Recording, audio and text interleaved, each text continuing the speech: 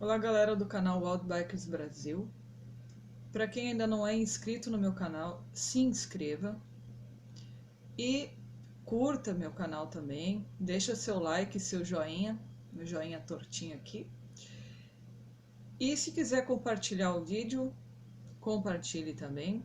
Deixa comentários se quiserem fazer alguma pergunta referente, porque o vídeo de hoje será sobre a tradução, que eu vou procurar fazer a tradução do meu vídeo onde eu falo alemão, né? Deutsch sprechen, que eu sou de descendência alemã e eu não falava uma única palavra em português até meus 7 anos de idade por aí, até que eu ingressei na escola. Então era bem complicado para alguém. Eu era do interior de uma família alemã e sou de família alemã praticamente, e todos da minha família falam alemão. Até hoje chega-se lá e é só alemão praticamente. E eu passei quase 12 anos agora sem falar alemão, então eu sempre falo mais português. E já esqueci muita coisa, porque você acaba perdendo, já cria um outro sotaque, você já não tem mais aquele sotaque bem alemão mesmo, já começo a perder um pouco. E eu vou tentar traduzir para você, gente. Então, eu ingressei no colégio aos 7 anos de idade por aí, sem saber uma única palavra em português. Foi muito difícil. Minha professora não falava alemão e não permitia que meus coleguinhas me ajudassem para que eu aprendesse. Então, essa professora foi muito complicado para mim. Uma fase difícil, o primeiro ano que eu fiquei no colégio lá. Depois ela saiu desse colégio, ela sofreu um pequeno acidente no colégio. Ela foi substituída depois por uma outra professora que, graças a Deus, falava alemão e eu comecei a aprender, enfim, o idioma, porque na minha família em casa ninguém falava português comigo, não tinha televisão para que eu pudesse aprender alguma coisa, apesar de, quer dizer, tinha televisão, mas não tinha energia elétrica, né? Tinha geladeira, mas não tinha luz. Tinha o chuveiro, mas não tinha como tomar banho nele. Então era tudo a moda antiga ainda. E foi assim por muitos anos, acho que até os meus 8 anos por aí de idade, mais ou menos, a gente ficou nessa de moda antiga mesmo. Meus parentes, que eu não sei se são parte de bisavós ou tataravós, que eu não sei certo de que ano foi, de 1800 e alguma coisa, mais ou menos, eles vieram da Alemanha, praticamente fugindo da guerra, depois de 1900, né? Mas já em 1800, perto de 1900 por aí mais ou menos, já tinha gente vindo para cá, para o Brasil, e quando tinha as guerras, né? Primeira e Segunda Guerra Mundial, que se intensificou mais ainda a vinda de alemães para o Brasil, fugindo dessa guerra maldita, vamos dizer assim. Espero que não derrubem o vídeo por usar essa expressão. E foi bem complicado, porque ninguém podia falar alemão. Imagina você só falar alemão e você chegar num outro país e você não poder falar alemão, correndo o risco de ser extraditado de volta. Eu ainda lembro que quando eu era bem pequena, e como eu não falava português, a minha avó sempre falava determinados horários, que ainda tinha um certo toque. Não sei se era o que tinha naquela época, se era época de comunismo, o que era, não lembro certo o que tinha, mas ainda tinha tipo um toque de recolher na minha cidade. Então até as 10 da noite não podia ter ninguém na rua, lá por onde eu morava, e não se podia falar alemão. Se alguém escutasse você falando alemão em determinado horário, você era denunciado, então corria muito risco. Isso existia ainda na fase que eu era criança. E a minha avó me contava muita história, contava muitas coisas que aconteceram seus pais, com sua família, enfim. O meu avô serviu ao exército, tive outras pessoas da família também, meus dois avós praticamente, paterno e materno, que serviram. Então foi uma coisa muito complicada mesmo. Teve gente que morreu na Guerra do Paraguai, que também teve de parentes. Então existiu muita coisa assim complicada naquela época em relação a essas guerras que existem, infelizmente, como está acontecendo agora entre Rússia e Ucrânia, o que eu acho muito. É um genocídio praticamente, em pleno século XXI. E, e a minha avó sempre me contava todas as histórias. Outro fato curioso também é que, como os sobrenomes eram bem alemão mesmo, eles foram modificados aqui no Brasil. Foi feito isso para que as pessoas não fossem extraditadas de volta para o Brasil, porque elas corriam o risco de serem extraditadas e com certeza seriam mortas ou em câmaras de gás ou nos campos de concentração, né, onde muitos morreram, sendo a grande maioria judeus, infelizmente, onde existia vários campos de concentração na Alemanha, e Auschwitz acho que é um dos mais famosos, né? E todo mundo tinha muito medo de ser extraditado. Então, meu sobrenome, pelo que eu sei, foi modificado 3 vezes. Não é como é escrito hoje. Não era, quer dizer.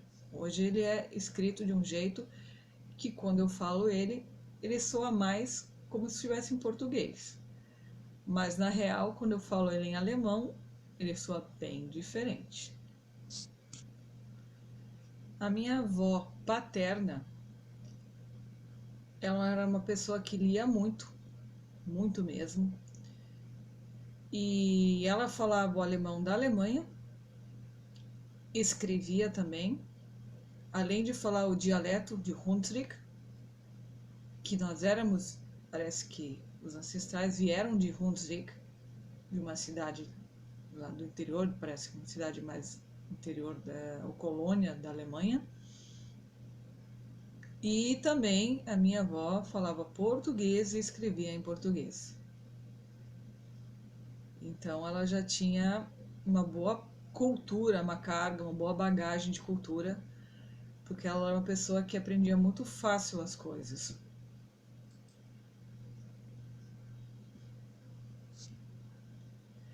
Eu morei com a minha avó paterna por 3 anos após a morte do meu avô.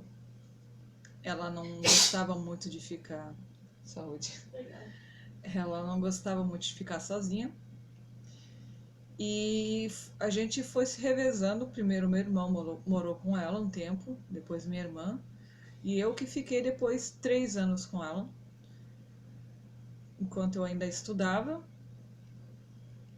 E ela me ensinou a ler em alemão da Alemanha, me ensinou também todos os números em alemão, a entender, compreender dias da semana em alemão, que é falar da Alemanha mesmo. Ela estava me ensinando. E ela tinha o costume de todas as noites de ler um trecho de algum livro para mim antes de dormir. Então era sagrado a gente rezar e ela contar uma história para mim, que era de um livro chamado Moga, que era um livro Moga, e ela sempre lia essa história para mim antes de dormir. Ela foi uma grande incentivadora para que eu lesse, e eu li muitos livros já, deveria ler até bem mais, mas eu realmente prefiro os livros físicos, né, como a gente diz, de papel, do que virtuais, porque eu gosto de, depois de terminar, colocar na estante. E eu tenho um costume de grifar tudo que eu leio, que eu acho mais importante. Então é um costume que muita gente não gosta, que risquem seus livros, Mas eu tenho esse costume porque eu considero aqueles trechos os mais importantes. Então eu acabo grifando para recordar. E a minha avó traduzia para mim, do alemão da Alemanha, para o nosso alemão, como eu diria aqui, o Hunsrück, para que eu compreendesse, ou até mesmo para o português. E ela foi, acredito, uma grande incentivadora para que eu gostasse de leitura, aprendesse mais sobre isso. E a minha avó Elsa também me presenteou, um pouco antes de falecer, me dando um livro que ela sabia que eu gostava muito, que é Christus unser Heiland, que é praticamente uma Bíblia, que conta coisas de Jesus, conta a ida de Jesus ao templo, só que com fotos, né, com gravuras coloridas e preto e branco. Esse era o diferencial do livro, só que ele está em alemão, da Alemanha. Então eu tenho ainda dificuldade de fazer tradução daquele alemão. E a minha avó sempre falava que ela ia chegar até 100 anos de idade, e ela quase chegou aos 96 anos. E quando ela adoeceu, um tempo antes de ela falecer, ela já não reconhecia mais as pessoas, os filhos, assim, próximos, né? Pessoas próximas eu já não conseguia mais reconhecer. Mas o engraçado é que toda vez que eu ia lá visitar ela, ela me reconhecia. Talvez pelo fato da nossa proximidade, de eu ter passado 3 anos seguidos morando com ela, tenha sido uma coisa assim que fez com que ela lembrasse. Então eu mal chegava lá, ela já abria o sorriso, falava meu nome e ficava feliz porque eu estava vindo visitar ela. Ela estava sob cuidados de uma pessoa que ela precisava de cuidados especiais na época já. E realmente ela quase conseguiu chegar aos 100 anos que ela falou. Então ela chegou aos 96 e ela sempre dizia que ia chegar aos 100.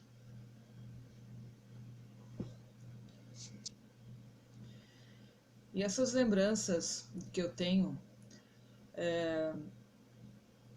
das histórias que a minha avó contava, que foram muitas, muitas histórias, e na verdade nesse vídeo em alemão eu não conto tudo, né, porque seria um vídeo muito extenso, como já está sendo estou tentando resumir ao máximo esse vídeo aqui agora, a tradução, porque no alemão eu já tenho estou tendo um pouco de dificuldade para lembrar de como me expressar, já se nota, a gente acaba esquecendo, e ainda que eu estou na fase do aprendizado do espanhol também, então eu falar 2 idiomas e já estou engatando o terceiro, mas como se diz, é sempre mais cultura. Estou aprendendo aos poucos, porque eu já tenho uma certa dificuldade de memorizar as coisas, então isso para mim é um ganho. Qualquer coisa que eu lembrar é um ganho. E recordar dessas histórias do passado, que fizeram parte da minha vida, são muito importantes. E eu acho que eu tenho um pouco desse lado por parte das minhas 2 vós, que eu falo demais da conta, vamos dizer assim. Que a minha avó materna, que se chamava Meda Malakowski, que era uma pessoa que falava muita coisa, contava muita coisa também. E já a Elsa, que é essa com quem eu vivi 3 anos, ela me contava todas as histórias que não era nada ficção, que era tudo verdadeiro. E com ela eu vi que como se faz manteiga? Como é que vocês comem manteiga se eu não vejo vocês comprando? Como era interior, tinha vaca, tinha pato, tinha galinha, tinha tudo, né? E eu fui crescendo e vendo tudo aquilo lá. Faziam de tudo. E eu ficava abismada. Hoje em dia a gente é praticamente dependente de mercados, e antigamente não era assim. Eu ainda sou da fase do bate-bate o leite, a nata, melhor dizendo assim, para virar manteiga. Passava horas, às vezes, minha avó batendo aquela nata lá, até que virava uma pedra que era manteiga. Não era margarina não, gente, era manteiga mesmo, né? E o gosto era completamente diferente, o sabor é diferente. As coisas do interior, da colônia, mesmo a carne mesmo, para quem gosta, a carne dos animais que são tratados mais com pasto, coisas mais naturais, com milho, sem esse uso de agrotóxico nas coisas, realmente as coisas têm um sabor diferenciado. Então eu vivi essa fase e ainda tenho contato com familiares meus que vivem no interior, mas eu nunca atuei na roça, eu nunca trabalhei na roça, sempre fui uma pessoa que atuei em indústria, então isso que é uma coisa bem diferenciada. Sou uma pessoa do interior que nunca trabalhei na roça, então muita gente às vezes acha que é do interior, é da colônia, trabalhou na roça. Não, gente, não é todo mundo que é do interior que trabalhou na roça. Existe muito esse êxodo rural, onde os jovens saem do interior e vão trabalhar nas empresas, nas indústrias das cidades grandes. E é isso que acontece muito até hoje. Mas hoje está acontecendo um pouco o inverso também, de pessoas que estão nas cidades que estão voltando para a colônia para terem um pouco mais de privacidade, de ter um pouco mais de, como é que posso dizer, calmaria, poder descansar melhor. Porque a cidade é uma coisa tumultuada, barulhenta, interior não, é uma coisa mais tranquila, mais calma. Então tem todos esses fatores. E essas histórias da minha avó paterna, a Elsa, ela sempre contava as histórias para mim. E tem algumas histórias que, gente, se eu contasse, vocês não iam acreditar como era antigamente. Quem sabe para um próximo vídeo aí. Curtam o meu canal, se inscrevam para quem não é inscrito, que ajuda bastante para ver se esse canal dá uma guinada um pouco mais aí. E vai ter novidades também no canal em breve. Um abraço.